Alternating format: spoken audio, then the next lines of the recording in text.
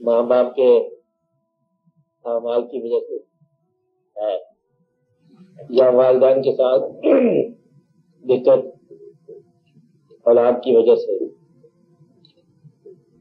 اور اس کے پیچھے جواز، یہ جسٹیفیکیشن کیا ہے؟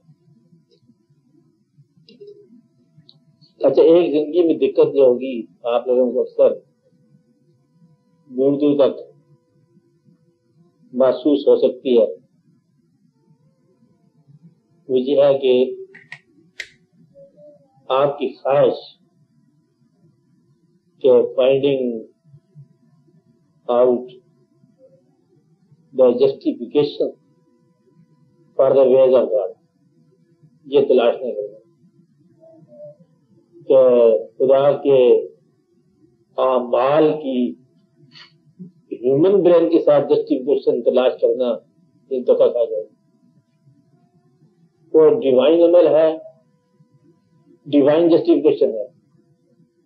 آپ اپنے ہیومن اعمال کی ہیومن جسٹیفیکیشن نہیں ڈھونڈو، جسٹیفیکیشن کی جب جسٹیفیکیشن ہے اپنے ساتھ گھبرایا نہ کرو، لفظ ٹھیک ہے، تو آپ جو انسان کا عمل ہے نا وہ انسان جسٹیفائی کرے یا اس کی جسٹیفیکیشن ڈھونڈے۔ خدا نے ایک وقت میں ایک کام کر دیا، دوسرے وقت میں اسی جگہ پر دوسرا کام کر دیا۔ بعض اوقات محنت کامیاب ہوتی ہے، بعض اوقات چانس کامیاب ہوتا ہے۔ آپ لوگ محنت کر کر کے، اکثر لوگ اب مر گئے، محنت کر کے بڑی محنت کی ہے یعنی کہ زندگی گزارنے اور بنانے کے لیے جو موجود فارمولہ تھا پورا استعمال کیا، محنت کی، تعلیم حاصل کی، پھر محنت کی، نوکری حاصل کی، پھر محنت کی، کوئی بات اکٹھا کیا پیسہ، پھر محنت کی زندگی آسان بنانے کے لیے، پھر محنت کے باوجود جو ہے نا زندگی آخر میں دقت میں آ گئی۔ فارمولہ صحیح ہے، نتیجہ غلط ہو گیا انسان کا۔ جی آپ نے صحیح، کس نے صحیح؟ آپ نے صحیح۔ کا مطلب یہ ہے کہ فارمولہ صحیح ہے، نتیجہ صحیح نہیں۔ جبکہ دوسرا آدمی اس نے جو ڈیزائر نتیجہ تھا ہمارا، وہ جاتے جاتے تو کافی شروع کر دیتا ہے اور اس کے بعد وہ نتیجہ ہو جاتا ہے جو آپ کے اعمال کے نتیجے میں نہیں برآمد ہوا۔ اب آپ جسٹیفیکیشن ڈھونڈو کہ اللہ نے کیا کیا ہے، نہیں سمجھ آئے گی کبھی۔ ایک آدمی کے ساتھ ایک سلوک ہو رہا ہے اور دوسرے آدمی کے ساتھ انہی حالات اور انہی پرابلم میں ایک اور سلوک ہو رہا ہے۔ ایک نلائق آدمی بادشاہ بن جاتا ہے اور دانا آدمی جو ہے نا ملازمت نہیں حاصل کر سکتا، بیچارہ پاگل ہو جاتا ہے، کہتے میں دانا ہوں، اب دانائی کیا کرے جب تک نصیب سے دانا ہوں۔ اب بات سمجھ رہے ہیں؟ نہیں سمجھ رہے۔ اب یہ نصیب جو ہے اس کا تعلق اعمال کے ساتھ ہے، اس کا تعلق فارمولے کے ساتھ ہے، اس کا تعلق جو ہے چانس ہے، کیا اس کے پیچھے کوئی لاجک ہے؟ اللہ تعالیٰ کے کام کے پیچھے ڈیوائن لاجک تو ہو سکتی ہے، ہیومن لاجک نہیں ہے۔ لہذا خدا کے کاموں کو ہیومن جسٹیفیکیشن کی ضرورت نہیں ہے، کبھی اس کی تلاش بھی نہ کرنا۔ ویسے بھائی بھی کبھی کبھی تلاش کرنا چاہو کہ یہ واقعہ کیا ہوا۔ ایک واقعہ دولت بعض اوقات کسی آدمی کو بہت نیک بناتی ہے، احسان ہو جاتا ہے، اس پر نیکی کی راہ پہ گامزن ہو جاتا ہے، آج عمرہ زکوٰۃ خراب ہو جاتی ہے، اور بعض اوقات دولت جو ہے یہی گمراہ کر دیتی ہے۔ کہتے ہیں آپ کی گمراہی کی سبب کیا ہے؟ دولت، فراوانی۔ تو ایک چیز ایک آدمی کے لیے راحت ہے، وہی چیز دوسرے آدمی کے لیے مصیبت ہے۔ تو بھائی دولت کی وجہ سے ہے۔ برعکس اس کے بعض اوقات غریبی جو ہے انسان کو اللہ کے قریب کر دیتی ہے، اور بعض اوقات غریبی جو ہے یہ گمراہ کر دیتی ہے، کافر بنا دیتی ہے۔ کہ یہ ہماری زندگی ہے، یہ بھی کوئی زندگی ہے، گمراہ ہو گیا، کافر ہو گیا۔ اس لیے اللہ تعالیٰ کے کام کو پہلی بات جو ہے نا وہ یہ ہے کہ جو وہ کر رہا ہے وہ صحیح ہے، اس کو آپ مان دیتے ہیں۔ باقی اعمال کا نتیجہ اولاد کی شکل میں، تو اگر آپ اس کو کہتے ہیں کہ اولاد آپ کی تعلیم دینے کی صلاحیت کی وجہ سے نیک ہوتی ہے تو پھر آپ یہ کہو گے آپ کی تعلیم دینے کی صلاحیت ٹھیک نہیں تھی. صلاحیت کے نام ہے اولاد کا بہتر ہونا, یا کالج اسکول کا نام ہے اولاد کا بہتر ہونا, یا ماحول سوسائٹی کا نام ہے اولاد کا بہتر ہونا, یا حسن اتفاق کا نام ہے, یا فارن لٹریچر کا نام ہے, یا آپ کے ٹی وی کا نام ہے, یا آپ کی وی سی آر کا نام ہے, یا جو بھی آپ کے غفلتیں موجود ہے اس کی وجہ سے اولاد بگڑ گئی. یہ وجہ ہو سکتی ہے. ایک وجہ ہو سکتی ہے کہ اللہ کی طرف سے ایسا ہی ہے. دوسری وجہ یہ ہے کہ جو ماحول آپ نے دیا اولاد کو, آپ کے والدین نے آپ کو نیکی کا اس نے کچھ اثر دیا, تاثیر دی, کم از کم آپ کے سامنے نمازیں روزہ حج نکال فارسی پڑھتے رہے, اور آپ نے ابھی اولاد کے سامنے وی سی آر لیا, اولاد کے سامنے استعمال کیا, اولاد دیکھتی رہی اور آپ کے اعمال سے اپنے اعمال کا راستہ جسٹیفکیشن ڈھونڈتی رہی. آپ کی ہلکی خامی جو ہے نا اولاد کے لیے ایک جواز ہے تباہ. تو آپ نے اپنی اللہ کے لیے بھی نیکی نہ کی, آپ نے مستقبل کے لیے نیکی نہ کی, اولاد کو دیکھ کر بھی نیکی نہ کی. ایک جگہ پر جوان بچے ہوں, بیٹیاں ہوں, بیٹے ہوں, بوڑھے والدین ہوں, پاگل بے وقوف ہوں, اور اولاد کے سامنے آپ بے باک فلمیں دیکھ رہے ہوں اور اولاد کو ترغیب دے رہے ہو, تو اولاد کہنا نہیں مانتی. تو پہلے آپ ہی پاگل ہے تو کرنا کیسے سمجھائے گا؟ تو نے اولاد کے سامنے وہ جو حجاب ہے باپ بیٹے کا اور ماں بیٹی کا وہ تم نے ختم کر دیا. اب تم برباد ہونے کی تیاری کرو, کیونکہ وہ واقعہ جو تھا وہ آپ نے ختم کر دیا. کم از کم اگر برائی تھی تو اولاد سے تو چھپانے تھی نا, تاکہ آپ کا نیکی کا روپ بھی رہتا. عمر تو آپ کی تھی بڑی, روپ تو تھا اسی رشتے کا, کچھ نہ کچھ نکلی نیکی کر جاتے اولاد کے سامنے, تو پھر آپ کا جو ہے نا وہ واقعہ رہتا, ایسا رہتا. اب آپ کی اولاد جو ہے آپ کے نیک عزائم کے باوجود بدعمالی کا شکار ہو گئی. یہ اس بات کی سزا ہے کہ آپ نے اسلام کو عقیدہ بنایا, عمل نہ بنایا.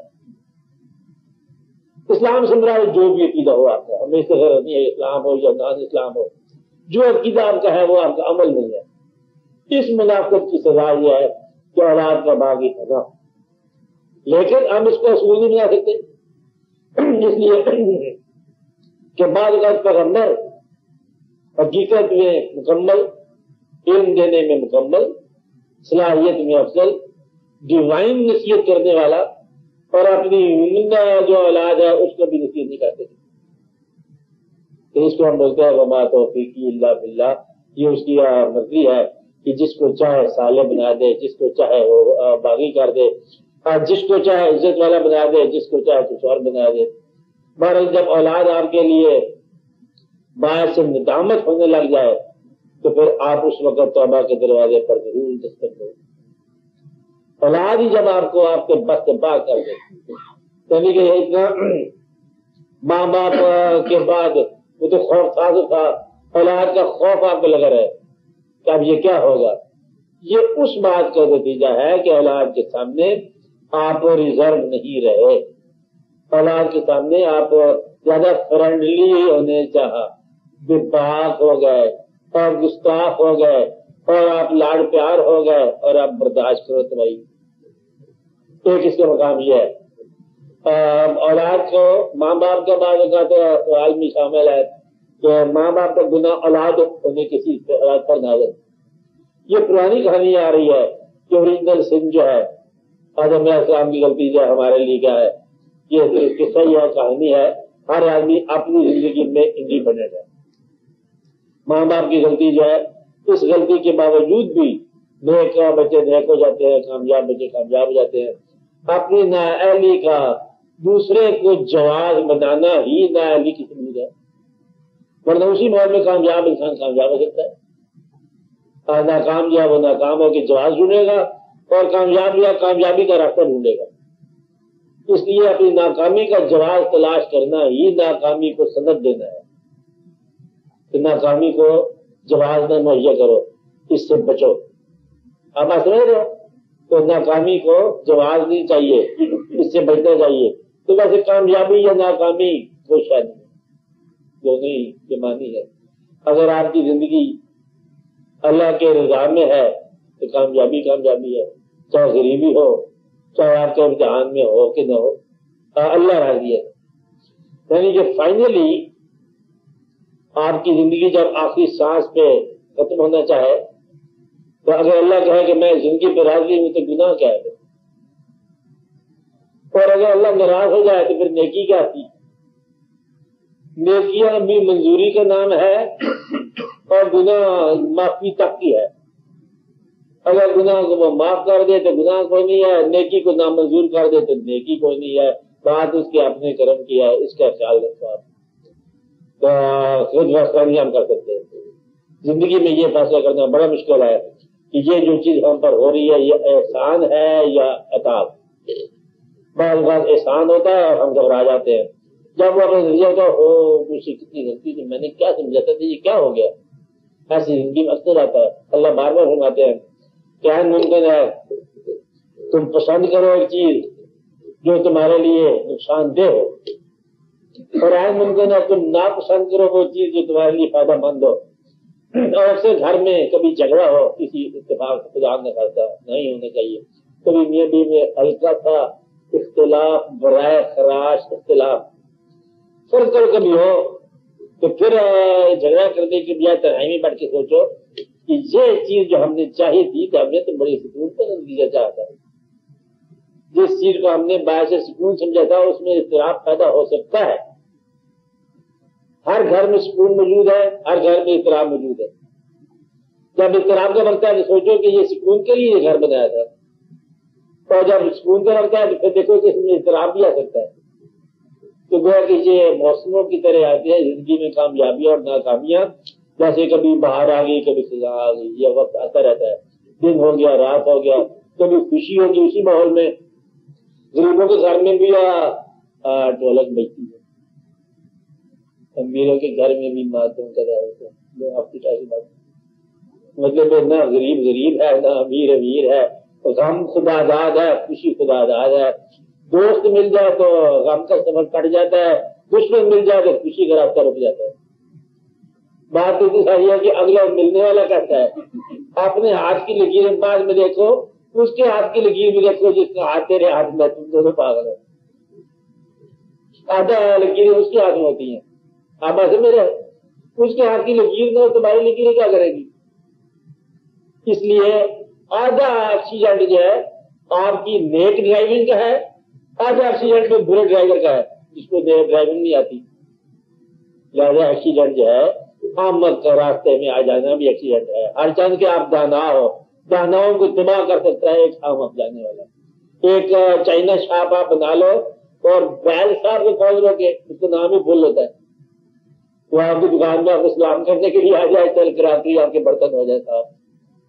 کبھی کبھی ایسا ہوتا ہے کہ آپ کی چائنا شاپ میں بل صاحب آ جاتے ہیں، کبھی کبھی ایسا ہوتا ہے، اکثر ہی ایسا ہو سکتا ہے۔ اس لیے آپ یہ سوچو کہ اپنی زندگی کو اتنا نازک بھی نہ بناؤ کہ یہ فٹافٹ اس کو کام ہوتا جائے۔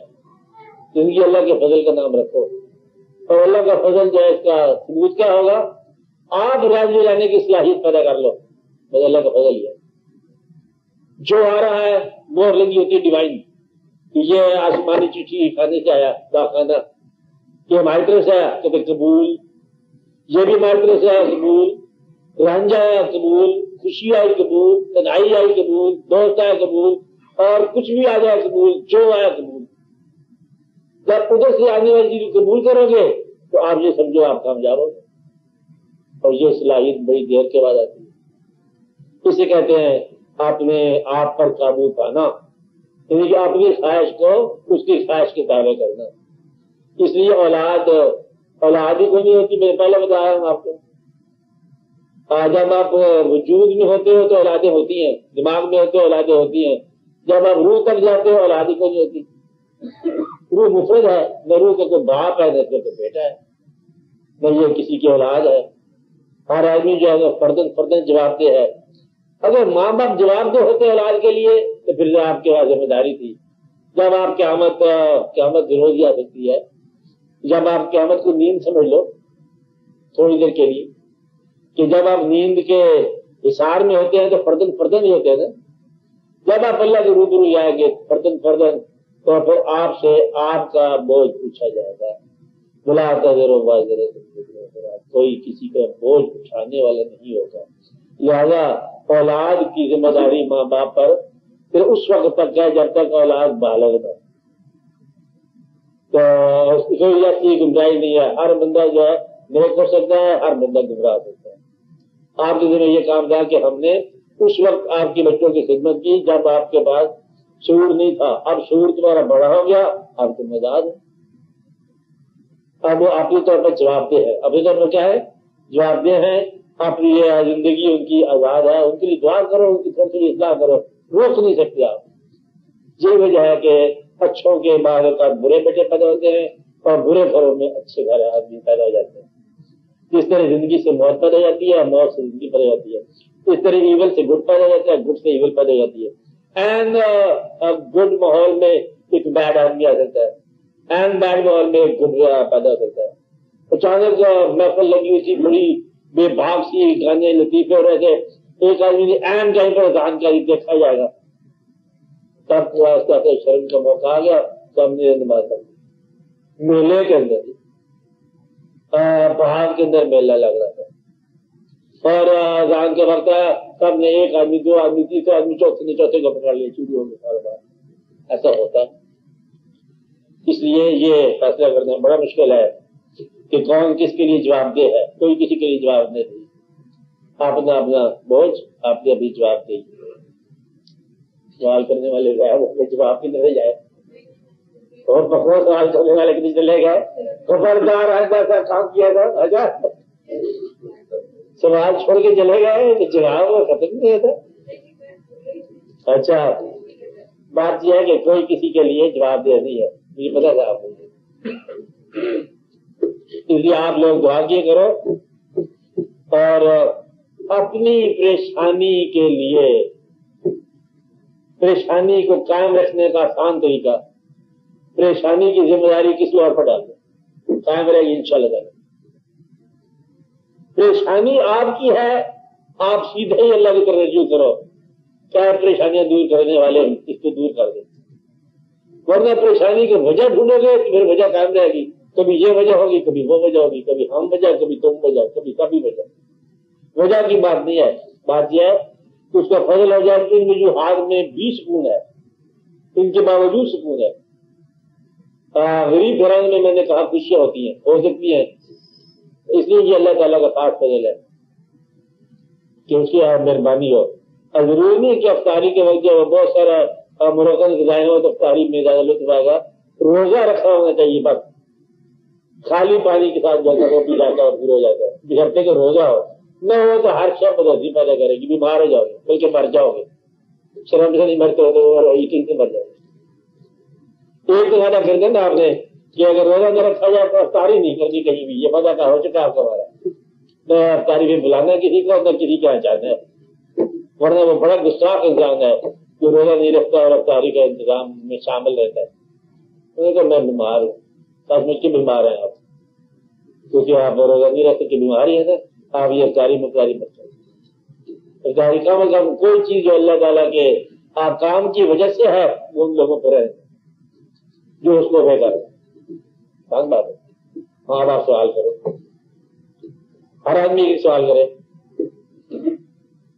آپ بولے پہلے آپ کے ساتھ.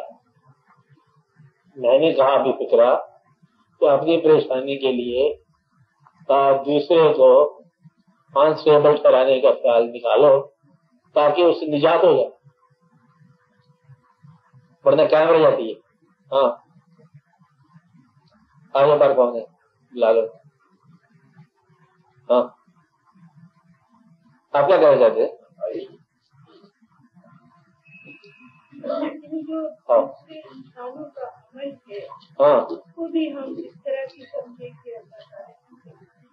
میں نے یہ کہا دوسروں کا عمل تو دوسروں کا عمل ہے. آپ کی اپنی جو پریشانی ہے اس کو آپ چاہتے ہیں کہ دوسرے کے عمل کے مطابق دیکھا جائے, یا کہہ رہے ہیں لیکن ہو جاتا ہے دیکھنے. اب یہ جو نہیں ہونا چاہیے میں وہاں تک بتا سکتا ہوں, ایسا نہیں ہونا چاہیے.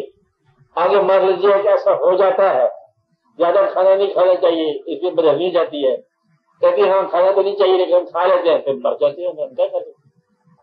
میں نسخہ بتا سکتا ہوں. اب یہ جو ہے کہ نسخہ عمل کرنے کی یا صلاحیت آپ کو ظاہری طور پر میں کہتا ہوں کہ آپ کے ساتھ ہونے والا کوئی واقعہ کسی اور کی ذمہ داری کو ٹھہرانا آپ ذاتی طور پر نہ کرو. آئندہ وعدہ کرو کہ میں نہیں ٹھہراؤں گی، چاہے ذاتی طور پر کچھ بھی لگا لے. یہ میں سمجھا رہا ہوں ان لوگوں کے ساتھ، میں کچھ جنگل بات کر رہا ہوں ان لوگوں سے آتے جو میرے تعلق میں ہیں، اور کہ میری بات جو 8 نظر آتی ہے یہ سب ماننے والے ہیں، تو میرا آپ بھی ماننے والی ہے، پھر آگے کیا نسخہ بناتی ہے؟ تو بات سمجھ نہیں کر رہا کہ شیڈ اور بھی ہے پہلو کا بات کا، نہیں ہے. میں جان رہا ہوں کہ آپ سے بات کر رہا ہوں، آپ لوگوں سے بات کر رہا ہوں. آپ لوگ جب کوئی سفر یا وضاحت کی آئے گی نا بات کہ جب ایک انسان، میں 10 دفعہ ایک کہانی سنا چکا کہانی، اب 11 دفعہ وہ کہانی دوبارہ سنا رہا 11 دفعہ. آپ یاد کریں گے کہ ایک پہلے آپ سے پوچھیں کیا حال ہے آپ کی اماں کا؟ اللہ تعالیٰ مہربانی رکھیں گے نا. اچھا کہانی سن لو. ایک بزرگ نے کہانی لکھی کہ مجھے سمجھ نہیں آ رہی تھی کہ ہمارا سفر جو روحانیت کا ہے، سوال یہ تھا ہمارا سفر ہے روحانیت کا، اس میں لوگ کیوں رکاوٹ رکھتے ہیں؟ سوال کیا ہے؟ روحانیت کا سفر ہے تو کوئی رکاوٹ بن جاتا ہے، کوئی پریشان کر دیتا ہے. تو اس بزرگ نے اس بات کی کھوج لگانی چاہیے، سوچنا چاہا کہ میں نیک ہونے چاہتا تو دریانے کے بعد آ جاتا ہے. آج ہم ضرور عبادت کریں گے، کوئی چٹھی آ گئی، کوئی بندہ بیمار ہو گیا، کوئی ٹیلی فون آ گیا، کوئی واقعہ ہو گیا، ادھر بھاگ پڑا انسان. آج مضمون لکھنا تھا، بہت ضروری تھا، اپنی زندگی کا معاملہ تھا، اور کسی نے اور بلا لیا، شادی ہوگی، کسی کا بیاہ ہو گیا، کسی کا منگنی ہو گیا، کسی کا ویسے ہی مطلب مکمل ہی اجازہ ہو گیا. اللہ کیا ہوتا رہتا ہے، گھبراتے ہوئے. انہوں نے سوچا کہ یہ ہماری زندگی میں خاص طور پر وہ کہتے ہیں ہم بزرگوں کے استاذوں میں جاتے ہیں تو وہاں پر بدتمیز ماحول ملتا ہے. یہ جو بیٹھے ہوتے ہیں عجیب و غریب قسم کے لوگ، راستہ کھینچنے والے، کسی کو پریشان کرنے والے، نیک لوگوں کی محفل کے ارد گرد بدی زیادہ ہوتی ہے. کیوں؟ چراغ کے ارد گرد اندھیرے کیوں ہوتے ہیں؟ اسی طرح جو ہے وہ نیکی کے ارد گرد جو ہے وہ بدی کیوں ہوتی ہے؟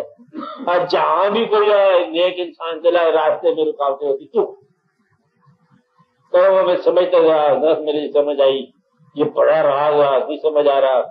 پھر ایک دن ہم ایک جگہ پہ گئے تاکہ وہاں مراقبہ کیا جائے، آستانے پر بزرگ کا مزار تھا، غور کیا، سوچا. وہاں جب جا کے بیٹھا ہوں، وہاں 2 3 4 5 صوفی تھے بیٹھے ہوئے. میں نے ان کو غور سے دیکھا، انہوں نے مجھے غور سے دیکھا. ان کے سر تراشے ہوئے تھے اور وہ کچھ کھا پی رہے تھے، مذاق کر رہے تھے، بلکہ میرا مہمان تھا، میں پردیسی تھا، میرا مذاق اڑا رہے تھے.